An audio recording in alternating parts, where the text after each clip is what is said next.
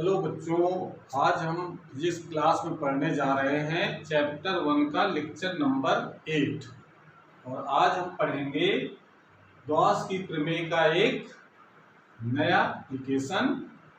इसके पहले जो हम लोग पढ़ चुके हैं, इसके प्रीवियस वीडियो हम लोगों ने पढ़ा है कि गॉस की प्रमेय की सहायता से किसी अचालक प्लेट के समीप विद्युत क्षेत्र की तीव्रता कितनी होगी अगर उसको आवेशित किया गया है, और अनंत लंबाई के आवेशित तार के समीप विद्युत क्षेत्र की तीव्रता कितनी होगी। तो ये दोनों डेरिवेशन हम इसके प्रीवियस वीडियो में कर चुके हैं। आज हम एक नया टॉपिक लेकर के आए हैं और वो टॉपिक हमारा है, हेडिंग लगाइए, आवेशित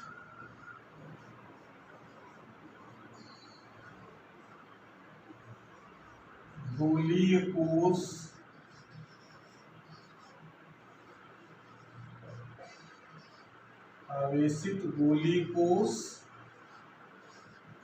या इसी को हम लोग एक दूसरा और भी डेरिवेशन जोड़ सकते हैं इसके साथ में, आवेशित गोलीय कोश का डेरिवेशन, या फिर एक आवेशित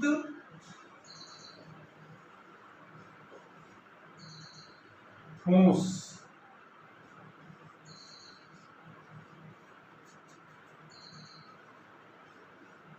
गोला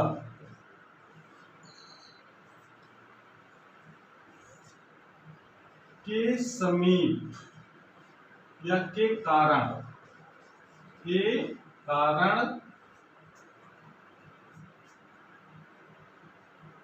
किसी बिंदु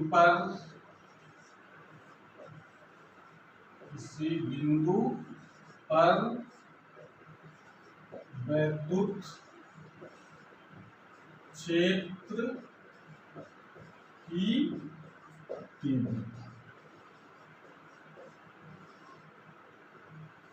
ये हम लोग स्फेरिकल सेल हो, स्फेरिकल सेल मतलब गोली कोश, आप समझ रहे हैं क्या होता है। गोली कोश का मतलब होता है खोखला गोला, उसके कारण अगर किसी भी तीव्रता निकालनी हो, या फिर कोई आवेशित ठोस चालक गोला होगा, यहाँ पर ठोस चालक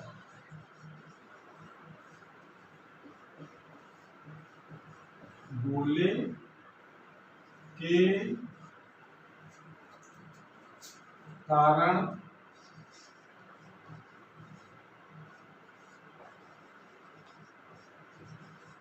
किसी बिंदु पर विद्युत क्षेत्र की तीव्रता, यानी आवेशित कोई ठोस चालक अगर गोला है उसके समय विद्युत क्षेत्र की तीव्रता कितनी होगी, तो भी हम यही काम करेंगे। और अगर कोई गोली कोश है तो भी हम यही डेरिवेशन करेंगे। उसका कारण यह है कि गोली कोश का मतलब होता है एक खोखला गोला।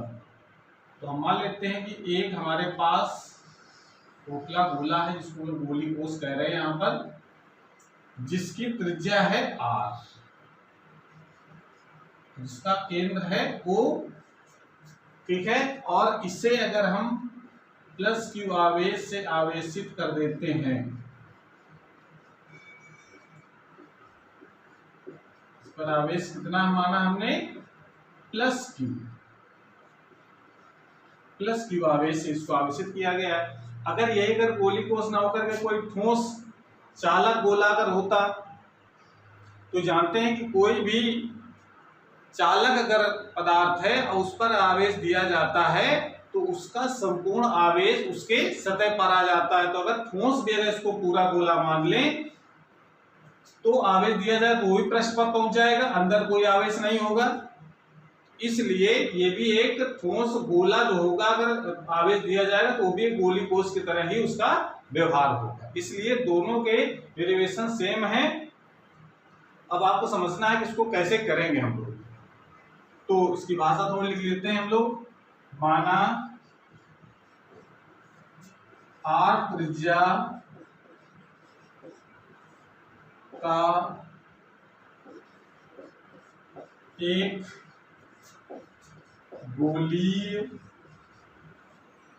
गोली कोश अगर गोली कोष की बात करते हैं गोली कोष हो जाएगा, नहीं तो ठोस चालक गोला हो जाएगा। यहाँ पर आर त्रिज्या का एक गोली कोष है जिसे प्लस क्यू आवेश से आवेशित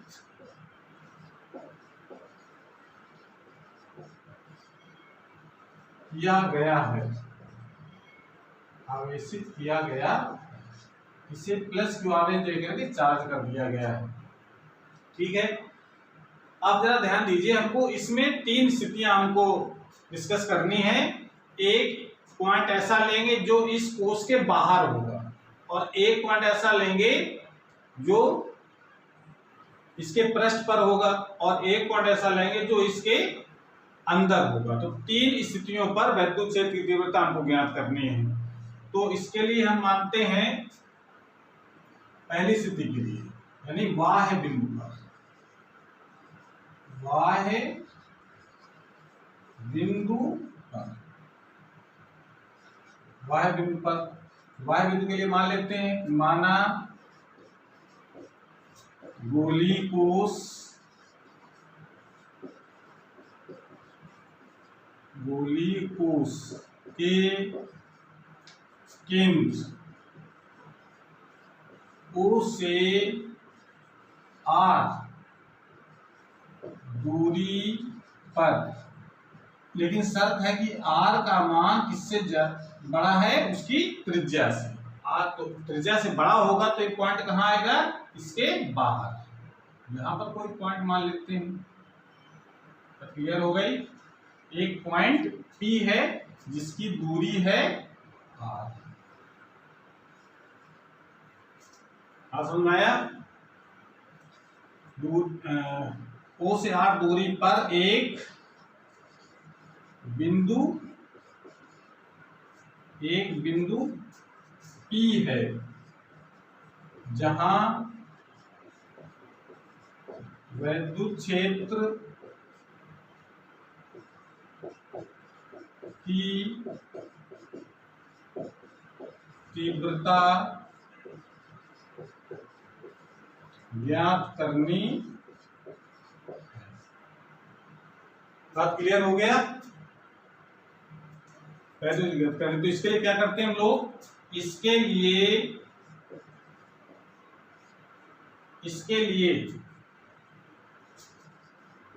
बिंदु O को केंद्र मानकर R त्रिज्या का एक गोलीय गॉसियन पृष्ठ खींचते हैं, तथा, और क्या करते हैं, अभी हम चित्र में बनाएंगे, तथा बिंदु P के चारों ओर, बिंदु P के चारों ओर एक सूक्ष्म क्षेत्रफल dA खींचते हैं।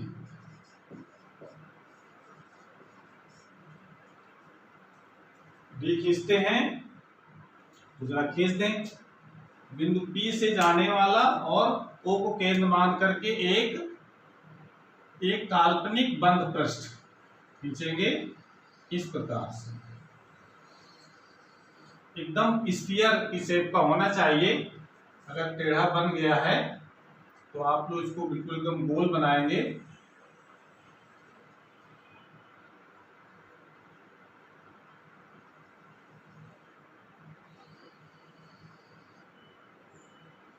ठीक है, इस प्रकार का एक हम स्फीयर ड्रा कर लेते हैं। उसके बाद इस बिंदु P के चारों ओर एक सूक्ष्म क्षेत्रफल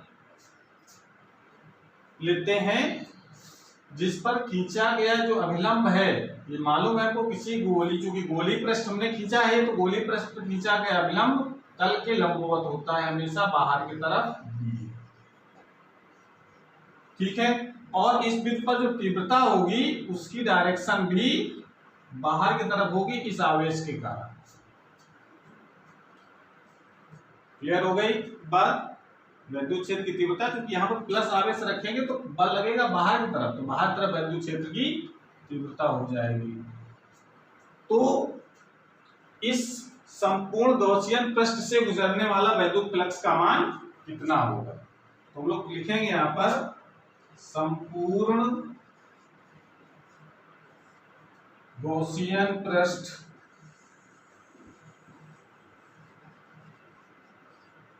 से गुजरने वाला वैद्युत फ्लक्स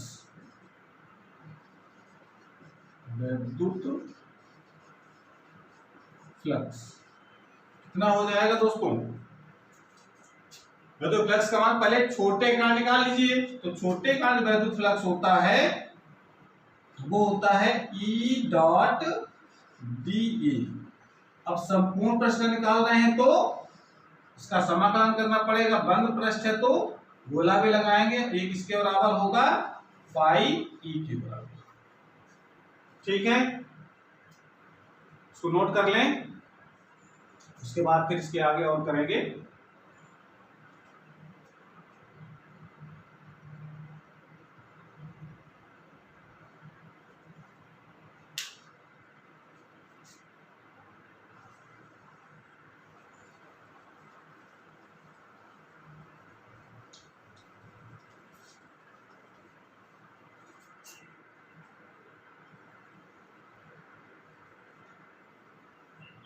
इसको चित्र को बिल्कुल अलग बनाएंगे, जैसा हमने बना दिया है वैसा नहीं बनाएंगे। जहां लिखा है वहां पर भी गॉसियन पृष्ठ खींची जाए, इस चीज का ध्यान रखना है।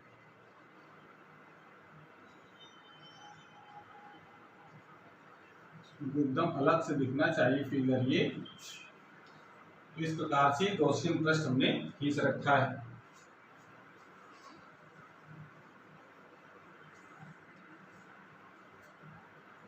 तो अब यहां पर देखिए, इसको और आगे अगर सॉल्व किया जाए तो फाई ई का मान कितना हो जाएगा?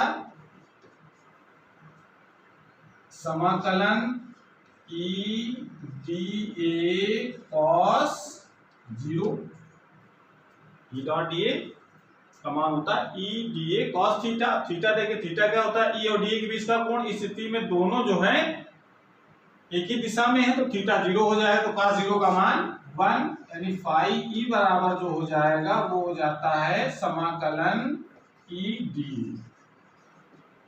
अब देखिए यहाँ पर जो बिंदु P लिया गया वो कहीं पर भी ले सकते हैं पूरे गॉसियन पृष्ठ पर, और जहां भी लेंगे उसकी दूरी जो है बिंदु O से वो R ही रहेगी। इसलिए यहाँ पर जो तीव्रता होगी वो सब बिंदुओं पर बराबर होगी। ठीक है ना? तो इसका मतलब ये कांस्टेंट तीव्रता होगी सब बिंदुओं पर। तो इसको कर लेते हैं बाहर। इसको जब बाहर कर लेंगे तो अंदर क्या बचेगा? समाकलन के डी। अब समाकलन डी का मतलब क्या हो गया? इस छोटे क्षेत्रफल कारण हमने यहाँ पर माना है डी। अगर ऐसे ही पूरे प्रश्न में छोटे छोटे क्षेत्रफल अगर मान लिए जाए और सबको जोड़ दिया जाए तो टोटल किसके बराबर हो जाएगा? समाकलन डी के बराबर, यानी उस गोले का पूरा संपूर्ण पृष्ठ आ जाएगा। तो मालूम है गोले का जो संपूर्ण पृष्ठ होता है कितना होता है? 4 pi are square. Pi are square तो वृत्त का होता है, तो इसको लिख सकते हैं हम लोग पाई ई बराबर ई और 4 पाई आर स्क्वायर। यानी इस गॉसियन पृष्ठ का टोटल एरिया हमारा आ गया 4 पाई आर स्क्वायर। इसको डाल देंगे क्वेश्चन नंबर फर्स्ट। यहां तक पूरी बात क्लियर हो गई। ये अभी तक हमने जो वैद्युत फ्लक्स निकाला है, ये वैद्युत फ्लक्स की परिभाषा के अनुसार निकल करके आ गया है। अब हमको यूज करना है गॉस की प्रमेय, जो हम एप्लीकेशन पढ़ रहे हैं उसकी जरूरत अब हमको पड़ रही है यहाँ। तो लिख सकते हैं गॉस की प्रमेय से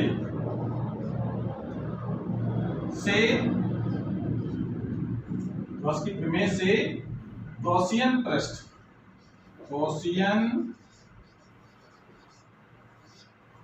पृष्ठ से गुजरने वाला वैद्युत फ्लक्स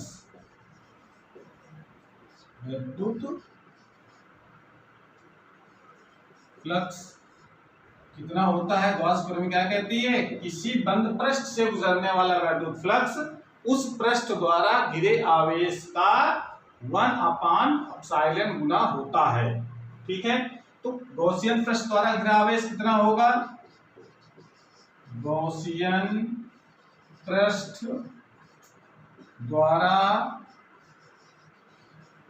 घिरा आवेश अपान एप्सिलॉन नॉट। ये तो गॉस के थ्योरम कहती है। तो कितना आवेश घिरा हुआ है इसके अंदर, जितना इस गोले को आवेश दिया गया है, यानी जो गोली कोष दिया है हमने, वो पूरा आवेश कितना दिया गया है, प्लस क्यू, वो पूरा आवेश इस गोले के अंदर है जो गॉसियन पृष्ठ खींचा गया है।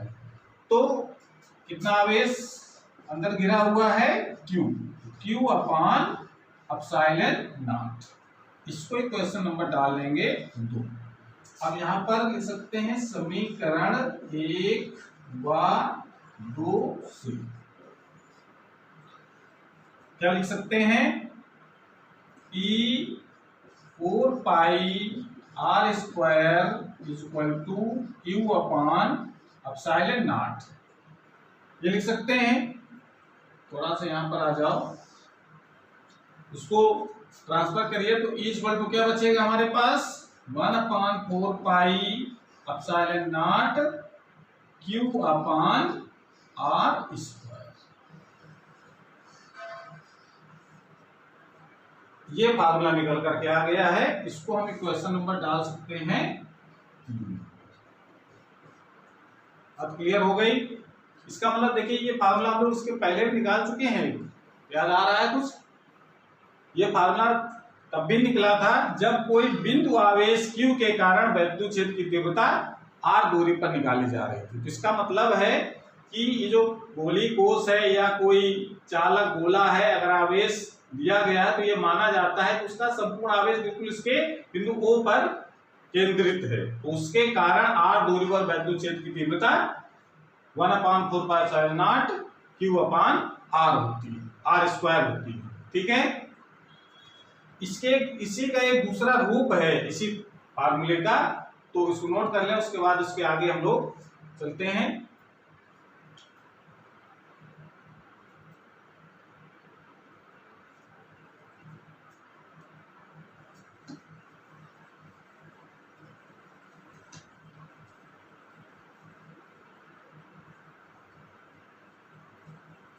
अगर हम ये मान लेते हैं कि इस जो गोली कोष दिया गया है उस पर उसका जो पृष्ठीय घनत्व तो सिग्मा है, अगर मान लें तो उस स्थिति में Q का मान कितना होगा।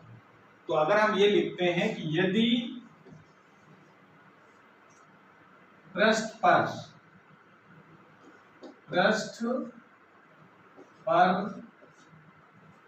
पृष्ठीय आवेश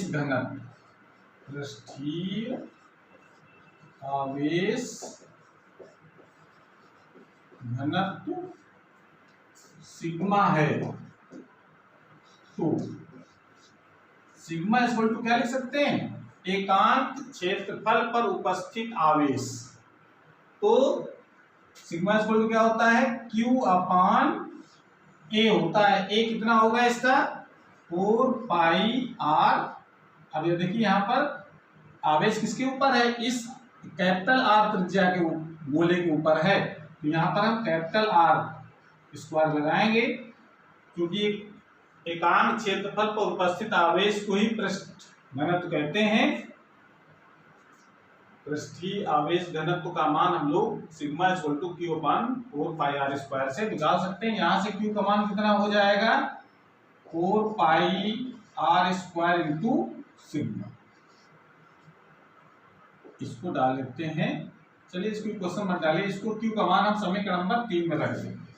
क्यू का मान समीकरण 3 में रखना।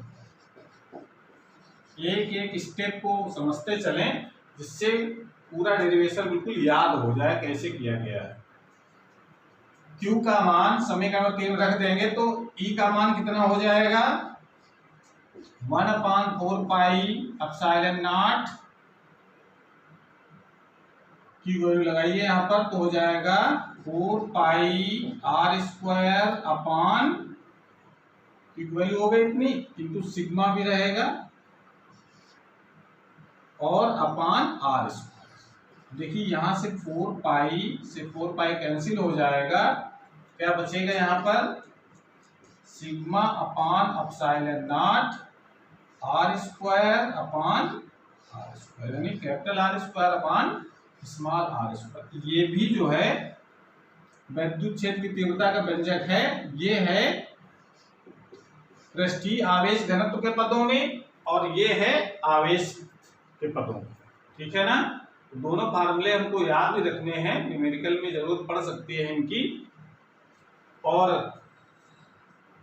तो ये तो हमारा था कि अगर कोई भी बिंदु P है वो गोली कोश के बाहर है, तो वहां पर विद्युत क्षेत्र की तीव्रता का मान समीकरण नंबर 3 या समीकरण नंबर 4 से ज्ञात कर सकते हैं। नोट कर लें इसको। उसके बाद इसमें दूसरा जो स्थिति हमको ज्ञात करनी है दूसरे पॉइंट की, वो क्या है, पृष्ठ पर अगर निकालना हो, पृष्ठ पर अगर विद्युत क्षेत्र निकालनी है, अगर बिंदु P अगर कहां पर हो, इस गोली कोश के पृष्ठ पर, तो विद्युत क्षेत्र की तीव्रता कितनी हो जाएगी।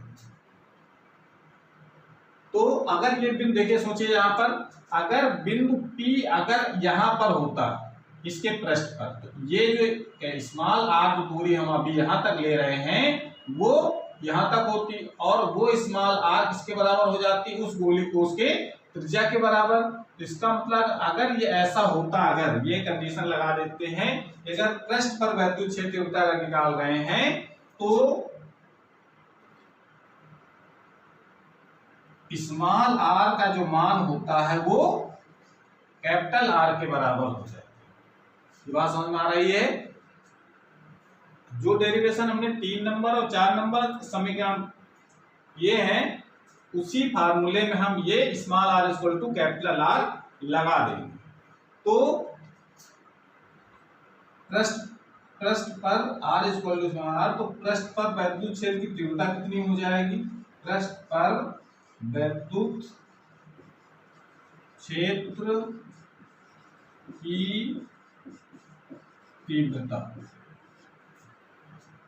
तीव्रता समीकरण 3 से क्या हो सकती है, E is equal to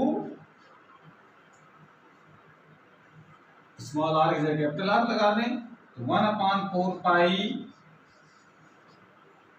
Q upon capital are square, ये मान हो गया। ये समीकरण हमारा हो जाएगा 4 नंबर, 4 में 5 नंबर डाल देते हैं, ठीक है।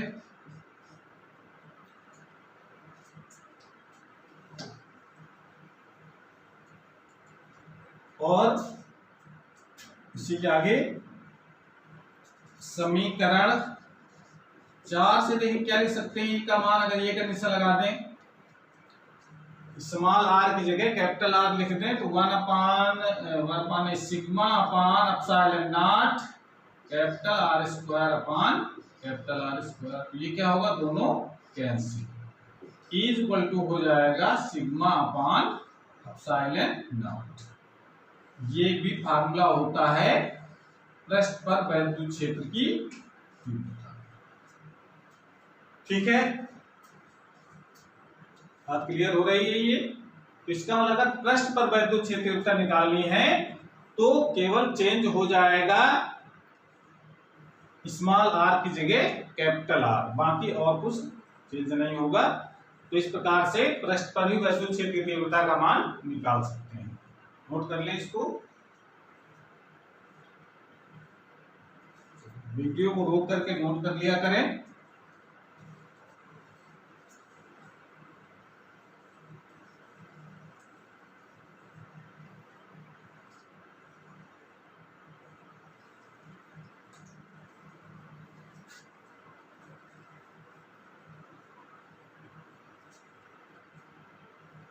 अब देखिए इसमें तीसरा पॉइंट और डिस्कस करेंगे हम लोग आज। तीसरा पॉइंट हमारा है कि आंतरिक बिंदु पर, आंतरिक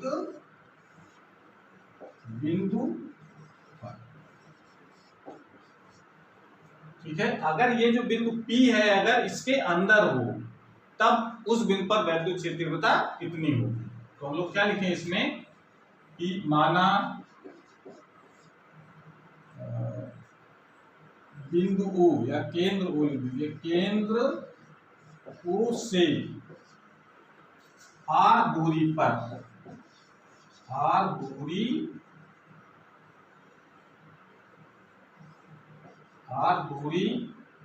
पर, R इस सिचुएशन में क्या है, R is less than capital R। आंतरिक बिंदु पर ले रहे हैं तो माना केंद्र O से R दूरी पर एक बिंदु P है। ठीक है, जैसे अगर हम बिंदु P अगर यहां न मान कर कहा मान लेते हैं अंदर, जो अंदर अगर हम मान लेते हैं कोई बिंदु P यहां पर है सपोज, ठीक है, तो इस बिंदु P से गुजरने वाला और बिंदु O को केंद्र मान करके यहां पर भी एक गॉसियन पृष्ठ खींचेंगे। ठीक है, तो क्या लिखें इसमें आगे, P है केंद्र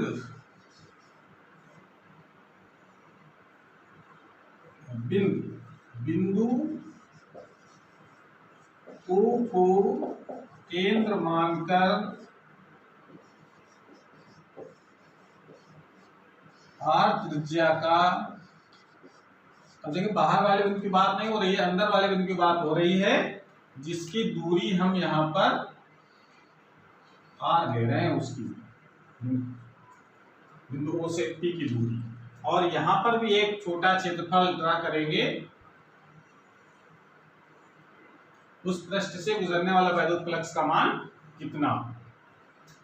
तो अगर मान लेते हैं तीव्रता E है तो दोनों ये भी एक ही दिशा में होंगे, इस तरफ DA भी होगा और E भी होगा इसी डायरेक्शन में। तो बिंदु O को केंद्र मानकर R त्रिज्या का एक गोलीय गॉसियन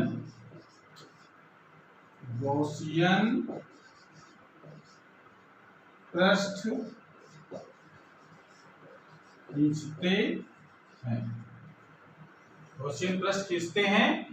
इस पृष्ठ से, इस गॉसियन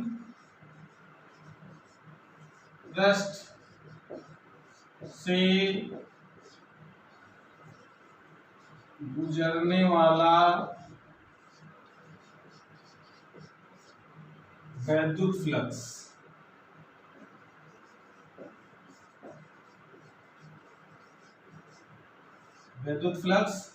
कितना हो जाएगा,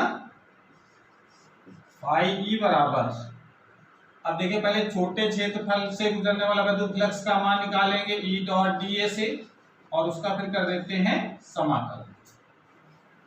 तो यहाँ पर इसको लिख सकते हैं हम लोग समाकलन ई डी ए कॉस थीटा कितना हो जाएगा 0। तो ये वैल्यू हो जाएगी हमारी phi is equal to e d a, ये वैल्यू आ गई है। या इसको ई कांस्टेंट है, इसको बाहर कर लेते हैं तो अंदर बचेगा ए, और इसको लिख सकते हैं समाकलन क्षेत्रफल का समाकलन कितना हो जाएगा फाई ई बराबर ई और 4 पाई स्मॉल आर स्क्वायर। ये बिल्कुल एकदम सेम उस तरीके से जैसा पहला हम पॉइंट डिस्कस कर चुके हैं। इसको डाल लेंगे समीकरण, कौन सा नंबर पड़ेगा भाई, समीकरण चलिए देख लेंगे, समीकरण नंबर 6 इसको डाल देते हैं। ठीक, जो भी क्रम होगा समीकरण नंबर सही से डाल लेंगे। अब ये जो वैद्युत फ्लक्स का मान जो निकला हुआ है ये तो परिभाषा से निकाला। आज जरा गॉस की प्रमेय लगाइए, तो इसको नोट कर लें।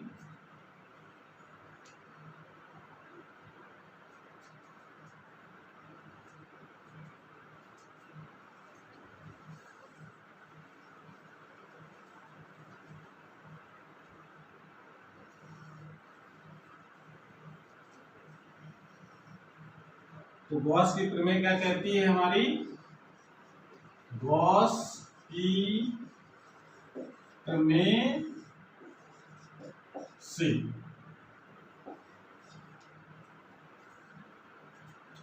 गॉस की प्रमेय से फाई का मान कितना हो जाएगा, गॉसियन पृष्ठ द्वारा घिरा आवेश अपॉन एप्सिलॉन नॉट। ये बात समझ में आ गई। तो प्रमेय है। अब देखिए जरा गॉसियन पृष्ठ से कितना आवेश घिरा हुआ है। तो गॉसियन पृष्ठ हमने ये वाला खींचा, इसके अंदर कोई आवेश है नहीं है, जितना आवेश है वो सब क्या है इस पृष्ठ के बाहर है। अंदर कितना है 0 अपॉन एप्सिलॉन नॉट, ये हो जाएगा। या इसको लिख सकते हैं फाई ई बराबर, ये क्वेश्चन नंबर डाल लीजिए 7। अब जरा समीकरण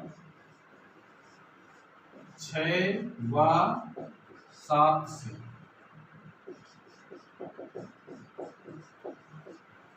क्या लिख सकते हैं, ई 4 pi are square equal to 0। या इसको लिख सकते हैं हम लोग इज इक्वल टू 0। अतः क्या डिस्कस निकला यहाँ पर, अतः गोलीय कोष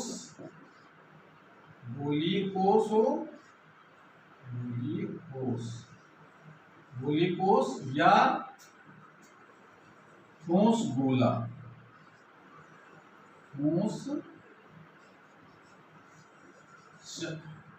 चालक गोला के अंदर विद्युत क्षेत्र की तीव्रता शून्य होती है।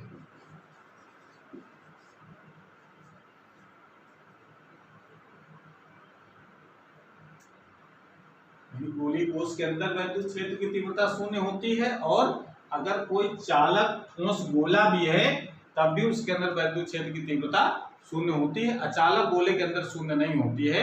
इसका हम अलग से एक वीडियो बनाएंगे, तो उसमें इस अचालक गोले के बारे में डिस्कस किया जाएगा, तो इसको नोट कर लें।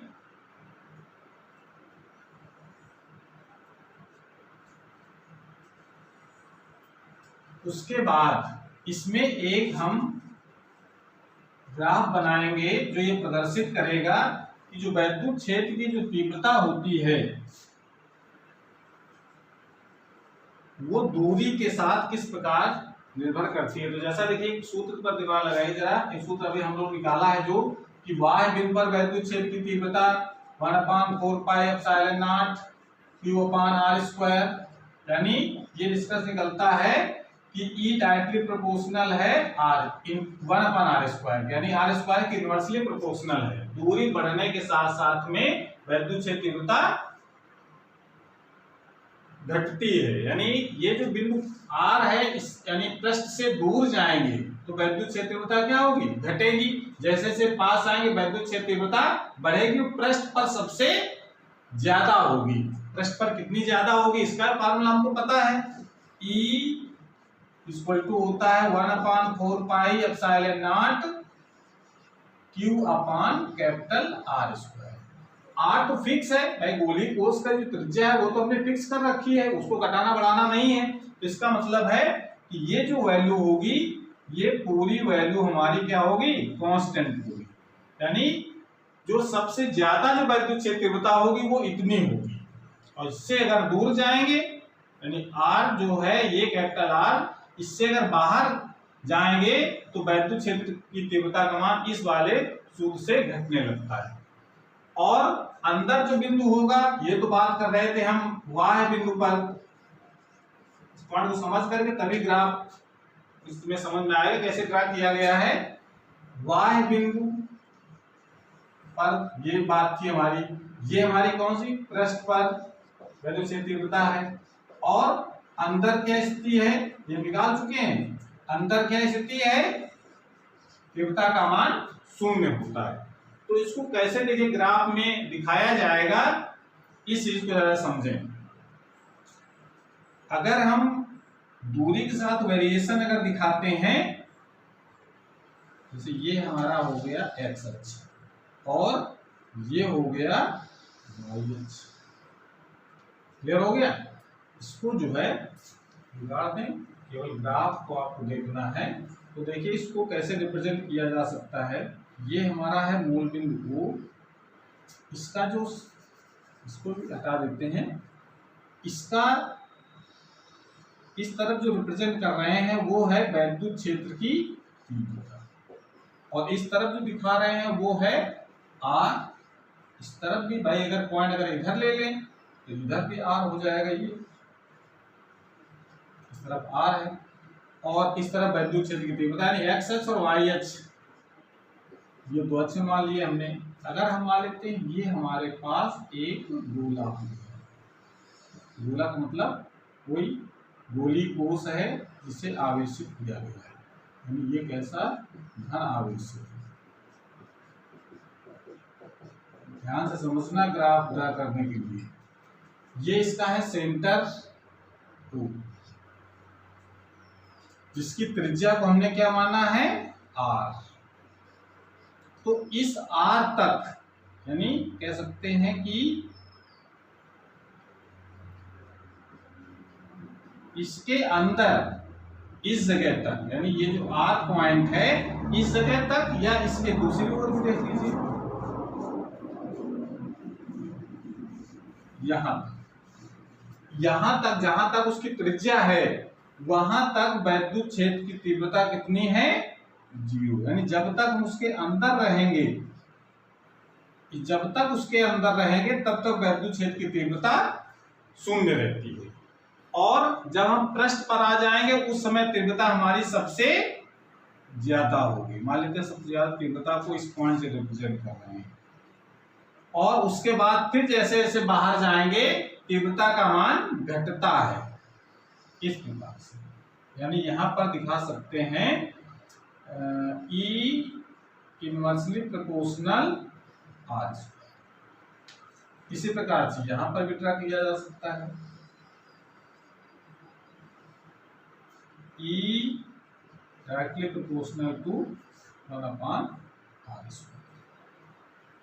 तो इस प्रकार से जैसे से बाहर जाएंगे तीव्रता का मान घटता है। ये इस ग्राफ से हम लोग इसको दिखा सकते हैं इस प्रकार से, ठीक है। तो इसको नोट बना लें कि कैसे तीव्रता का वेरिएशन होता है दूरी के साथ में।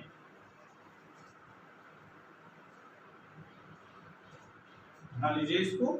और आज का टॉपिक हमारा यहीं पर खत्म होता है। शेष हम लोग अगली वाली क्लास में पढ़ेंगे।